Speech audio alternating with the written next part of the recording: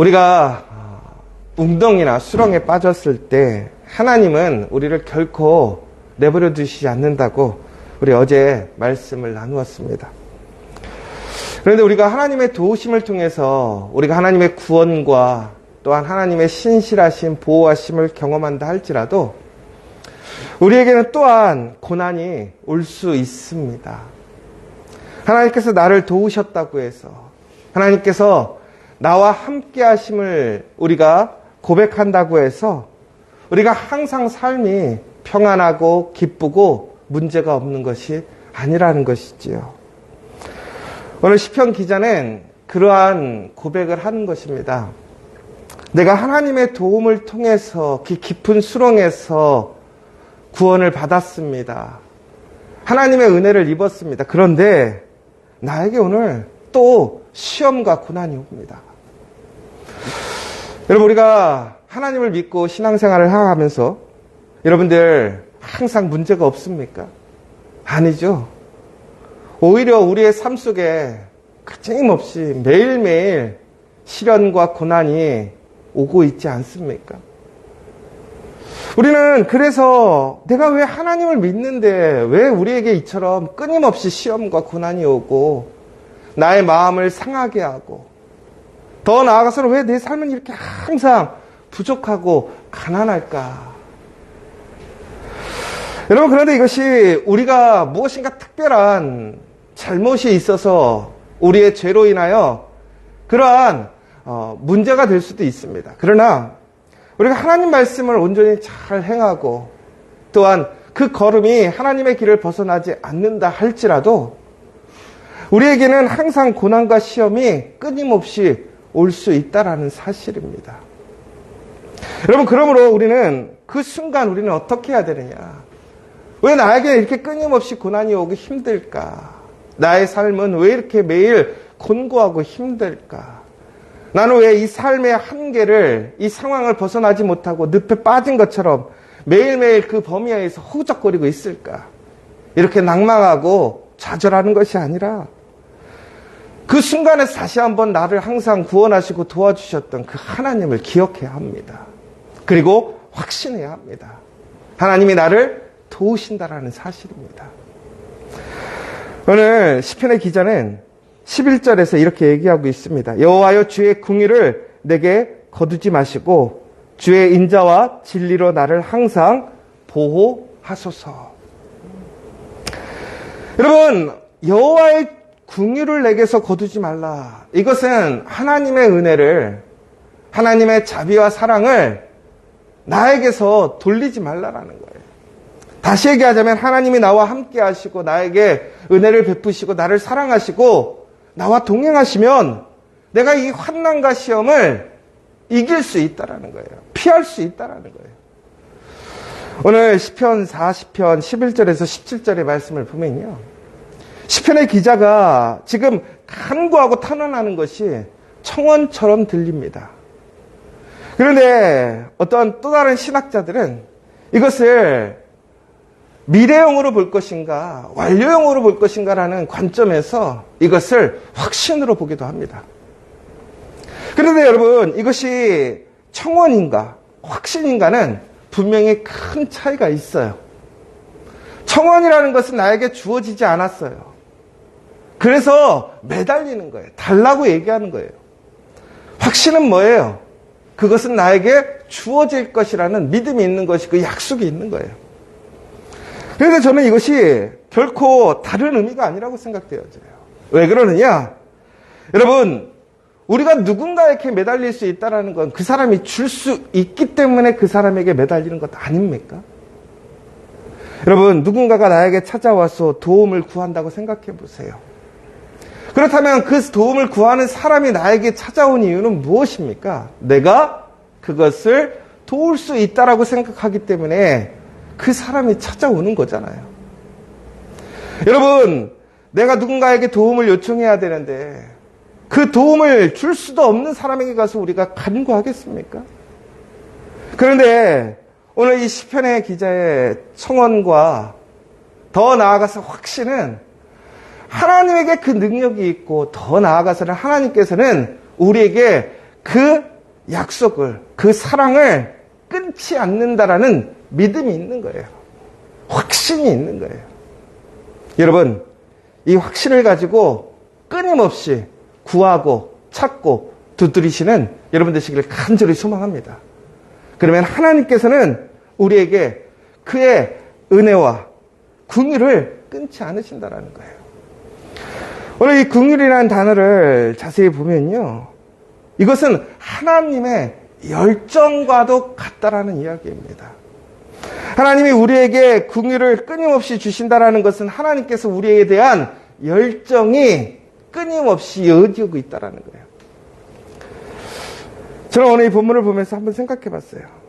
우리 성도들은 열정이 있는 삶을 살아갈까? 자기가 하는 일들에 열정이 있을까? 근데 열정이 있는 사람과 열정이 없는 사람들의 삶의 모습을 보면 다르더라고요. 항상 열정이 있는 사람들은 그 환경을 긍정적으로 보더라고요. 문제를 문제가 아니라 기회를 여기고 도전하여 이길 대상으로 보게 됩니다. 결코 그것에 낭망하지 않아요. 그러나 항상 끌려가고 항상 확신이 없고 믿음이 없는 사람들은 항상 불평과 불만과 두려움에 휩싸여 있습니다. 그런데 여러분, 하나님이 열정을 갖고 계시다라는 거예요. 여러분, 하나님이 못하실 일이 있습니까?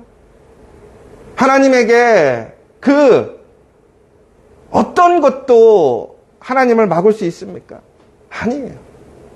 그런데 하나님께서 그 모든 능력 안에서 열정을 갖고 계시다라는 거예요. 열심을 갖고 계시다라는 거예요. 그렇다면 하나님이 목표하고 원하시는 일을 못 이루시겠습니까? 오늘 그래서 시편의 기자는 이렇게 하는 거예요. 하나님의 열정을 나에게 거두지 말아달라는 거예요. 그런데 이것은 확신으로 얘기하면 무슨 얘기예요? 하나님이 나에 대해서 열정을 갖고 계시다라는 거예요. 여러분, 하나님께서 여러분의 가정에 대해 열정을 갖고 계십니다. 하나님께서 여러분의 일터를 열정을 갖고 지키신다라는 거예요. 우리 커피와 교회를 하나님께서 열정으로 지키시고 보호하신다라는 사실이에요. 오늘 우리는 바로 그 시험과 도전 속에서 이 고백이 이어져야 한다라는 거예요. 그러면 어떤 시험과 도전이 와도 우리는 결코 낭망하지 않습니다. 왜? 우리는 거기서 쓰러지지 않습니다. 하나님이 우리와 함께 하시니까. 그래서 우리가 바로 이러한 하나님의 은혜에 있을 때 우리는 우리의 고난과 어려움을 통해서 자연스럽게 우리의 죄를 고백하게 됩니다. 여러분, 정말 우리가 하나님의 은혜에 있을 때, 더 나아가서는 우리가 고난과 시험에 있을 때에 우리는 철저히 우리를 바라보게 되고 우리의 부족함을 보게 되는 것 같아요. 여러분, 그런데 그것은 단순히 우리에게 죄책감을 갖게 하는 것이 아니라 그 부끄러움 속에서도 그 연약함 속에서도 내가 이러한 사람임에도 불구하고 오늘 하나님이 나에 대해서 열정을 갖고 계시다는 사실을 잊지 말라는 거예요. 여러분, 이 본문을 잘못 오해하면 내가 이렇게 죄가 많은 사람이에요. 나는 죄인이에요. 이것이 우리가 하나님 앞에 낮아지고 가난해지는 것이 아니라 우리가 죄적인 수치감과 죄의식을 갖고 하나님께서 멀어지라는 게 아니에요. 포기하라는 게 아니에요. 오히려 그럼에도 불구하고 하나님의 열정에 그 사랑이 나에게 끊임없이 주어진다라는 그 사실을 기억하라는 거예요. 하나님의 은혜가 크다라는 사실이에요. 그러므로 여러분, 우리는 오늘 이러한 상황 속에서 상심할 것이 아닙니다. 오히려 하나님께서 나에게 은총을 베푸시고 나를 구원해 주시기를 우리는 간구하고 확신하고 부르짖어야 한다는 거예요. 그래서 저는 오늘 이 본문의 내용을 보면서 참 시편의 기자 뻔뻔하다 이 생각이 들었어요. 저도 참 뻔뻔해요. 왜 그러냐면 저도 뭔가 도움이 필요하고 이럴 때는요, 가서 도와달라는 얘기를 하거든요. 근데 저한테 그래, 참 너는 뻔뻔하게 얘기도 잘한다라고 해요. 그래서 여러분, 제가 남들한테 이렇게 도와달라는 얘기 잘할 것 같아요? 못할 것 같으세요? 잘 못해요. 근데 제가 하는 사람한테만 해요. 저도 누울 자리 보고 뻗겠죠. 그러면 이게 다시 얘기하자면 무슨 얘기냐면요, 제가 얘기해도 자존심 상하지 않는 사람한테 얘기한다라는 거예요. 제가 다른 사람한테 얘기하면요, 다른 사람들이 나를 도와주냐? 그렇지 않아요. 도와줄 것처럼 얘기하지만 결국에는 비웃고 되겠냐라고 의심하고 오히려 충고만 하지 도움을 주는 사람은 별로 없더라고요. 그런데 제가 도움을 구하러 가는 사람들이 있어요. 어떤 사람? 나를 도와줄 거라고 믿는 사람. 나와 한 가족이고 나와 한 마음이라고 생각하는 사람에게는 가서 도움을 구하러 갑니다. 여러분, 혹시 제가 도움을 구하러 가면 목사님이 나를 내 편으로 생각하고 있구나 그렇게 생각하세요. 여러분, 그런데 제가 감사한 게 뭔지 아세요? 그렇게 얘기할 수 없는데도 불구하고 정말 여러 번 생각해서 찾아가서 얘기할 때에 흔쾌히 들어주고 언제나 먼저 찾아주고 할 때 얼마나 고마운지 몰라요. 그런데 여러분, 그러니까 문제가 생기고 어려움이 있을 때마다 다른 사람은 아니라도 그 사람한테는 얘기할 수 있는 거예요. 여러분, 우리가 부모님들에게 가장 최후의 순간엔 부모님 찾아가지 않아요? 어려우면? 왜 그래요? 그래도 부모님이니까 내 어려움을 들어주겠지. 여러분, 하나님께서는요, 우리가 이렇게 뻔뻔하게 하나님께 간구하고 요청해도요, 하나님은 우리의 확신 가운데 요청을 하시고 그것이 불의한 것이 아니고 하나님의 그 말씀에서 번화하지 않으면 하나님은 그것을 끊임없이 공급해 주시고 우리를 세워주신다라는 사실이에요. 여러분, 이 사실을 기억하십시오. 하나님이 여러분의 그러한 어떠한 부르짖음과 간구와 요청에도 응답하신다라는 사실입니다.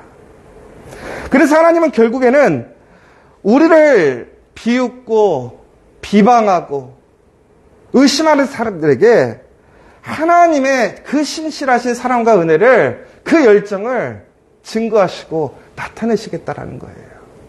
그리고 그것을 나타내셨다라는 거예요. 오늘 시편의 기자는 바로 그것을 이야기하는 거예요.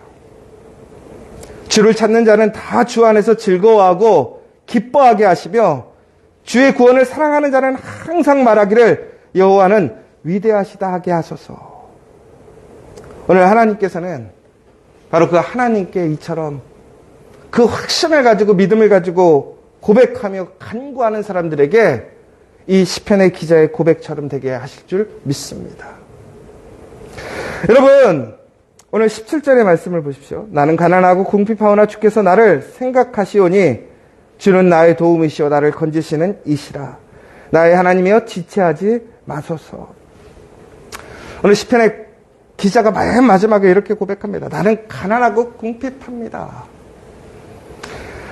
여러분 가난하세요? 부자세요?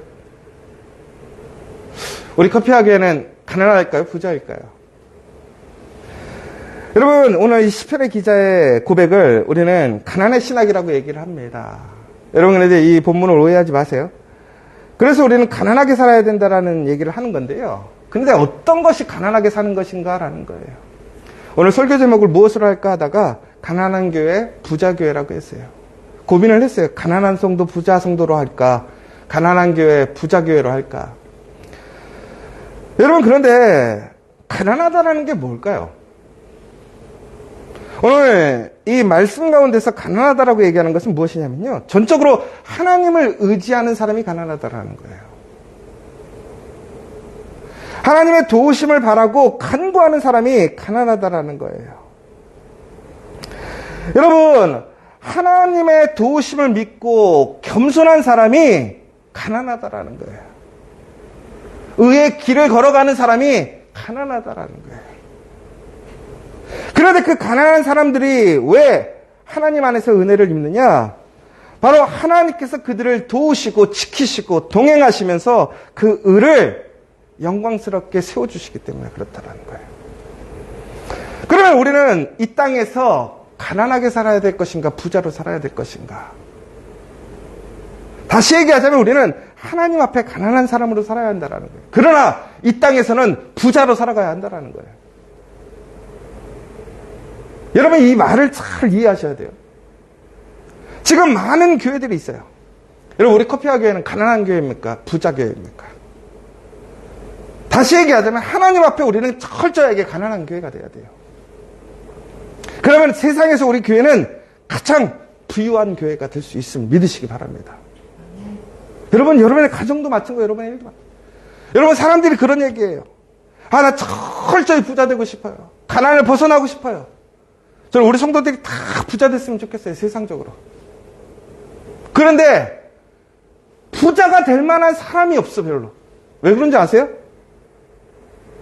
그들의 심령 가운데 하나님 앞에 가난한 사람이 적더라는 거예요. 여러분, 그런데 우리가 하나님 앞에 가난한 사람이라면 우리는 부자가 될 줄 믿으시기 바랍니다. 우리 커피와 교회는 부자가 될 줄 믿으시기 바랍니다. 그러면 가난한 사람이 되려면 어떻게 해야 돼요? 전적으로 하나님을 의지하고 하나님의 도우심을 바라고 하나님 앞에 겸손해야 한다는 거예요. 하나님을 믿고 매달려야 한다는 거예요. 여러분, 세상의 부자가 되기 위해 얼마나 힘쓰고 애쓰는지 아십니까? 그와 동일하게 우리는 하나님 앞에 철저히 주의 길을 걸어가며 하나님을 의지하고 도움을 바라고 간구하는 사람이 되어야 돼요. 여러분, 오늘 이 새벽에 우리가 왜 기도하고 있습니까? 가난하기 때문에 기도하는 거 아닙니까? 우리의 심령이 가난하기 때문에 기도하는 것이 아닙니까? 의에 지리고 목마르기 때문에 기도하는 거 아닙니까? 바로 그 사람들이 가난한 거예요. 그런데 그 사람들에게 뭐라고 되어 있어요? 복이 있다라고 되어 있어요. 하나님의 나라와 땅과 기업이 우리에게 주어진다는 사실을 기억하시기 바랍니다. 여러분, 그러나 우리는 가난하다는 것이 부끄러운 것이 아니에요. 오히려 그것을 통해서 이 땅에서 하나님의 영광을 나타내는 부자가 될 줄 믿으시기 바랍니다. 여러분, 저는 오늘 아침에도 많은 고민을 하고 왔어요. 많은 일들을 해야 되려는데 부족해, 연약해. 현실적으로 많이 부족하고 어려운 게 많아요. 특별히 우리가 선능의 일들, 또 그 밖에 교회의 미래의 일들, 많은 것들을 내년을 준비하면서 정말 우리 교회가 부족하고 연약한 것이 많은 것을 알아요. 그런데 제가 왜 감사와 소망으로 살아가는 줄 아세요? 왜 얼굴에 어두운 그림자가 없이 기쁨으로 살아가는 줄 아세요? 하나님 앞에 가난하기 때문에 그래요. 제가 왜 가난하고 고민하고 있습니까? 나의 사리사욕을 위해서 혹은 내가 영광스러워지려고 내가 좋은 것 먹으려는 게 아니잖아요. 하나님의 나라, 하나님의 의를 위하여 가난해지고 있잖아요. 그럼 다시 얘기하자면 뭐예요? 우리는 부유해진다라는 거예요. 부자가 된다라는 거예요. 그래서 저는 행복해요. 우리 교회에 우리 장로님 비롯해서 우리 재직들이 바로 그 가난함에 기쁨으로 참여해줘서 너무나 감사하고 고마워요. 여러분, 그러나 이것이 단순히 우리가 하나님 앞에서 가난해지고 끝나는 것이 아니라는 거예요. 그러나 우리는 부유해질 줄 믿으시기 바랍니다. 세상적으로 부자인 교회는 많아요. 그러나 하나님의 교회, 하나님 앞에 가난한 교회가 적어지고 있어요. 그러나 우리 커피와 교회가 세상 가운데 그 가난한 교회를 통해서 이 세상의 그 부유한 교회를 부끄럽게 하고 하나님의 놀라운 그 영광과 은혜를 나타내는 우리 커피와 교회 되기를 간절히 소망합니다. 더 나아가서 여러분의 삶, 여러분의 가정, 여러분의 일터가 바로 그러한 복된 가정과 일터 되기를 간절히 소망합니다. 오늘 이 시간 우리 함께 기도했으면 좋겠습니다. 하나님은 나의 도움이시고 나를 건지시는 이십니다. 하나님의 열정이 우리에게 있음을 믿으시기 바랍니다. 우리는 더욱더 하나님 앞에 겸손하게 가난해지기를 소망하십시오. 그러면 하나님께서 우리를 부유하게 하시고 우리를 부자 되게 하실 줄 믿습니다. 여러분, 무엇으로 부자가 되고 싶습니까? 그러면 더욱더 가난해지는 우리. 하나님을 전적으로 의지하고 고백하며 하나님의 말씀으로 나아가는 교회, 겸손한 교회. 그래서 주의 은혜를 나누고 힘쓰는데 더욱더 아낌없이 나눠주고 가난해지는 교회가 되기를 원합니다. 그러면 우리의 삶이 풍성해지고 능력이 있을 줄 믿습니다. 여러분들이 그 일에 함께할 수 있도록, 또한 그것을 기쁨으로, 또한 그 은혜를 체험하는 우리 모든 성도들 될 수 있도록 함께 기도해 주셨으면 좋겠고, 또 한 가지는 우리 정말 지저스 커피 성는점이 정말 아름답게 귀하게 존귀하게 세워질 수 있도록 또한 여러분의 기도가 필요합니다. 여러분의 도움이 필요합니다. 또한 2023년 우리 커피와 교회 여러분의 기도와 여러분의 도움이 필요합니다. 오늘 이 시간 우리가 더욱더 하나님 앞에 그 가난한 심령으로 하나님의 일에 힘쓸 수 있도록 도와달라고, 하나님은 정말 우리를 정말 힘써서 도와달라고 함께 기도해 주셨으면 좋겠고, 여러분 각자의 기도 제목이 있으시다면 이 시간 간절히 기도하시고 돌아가는 시간 되었으면 좋겠습니다. 우리 함께 기도하고 돌아가도록 하겠습니다.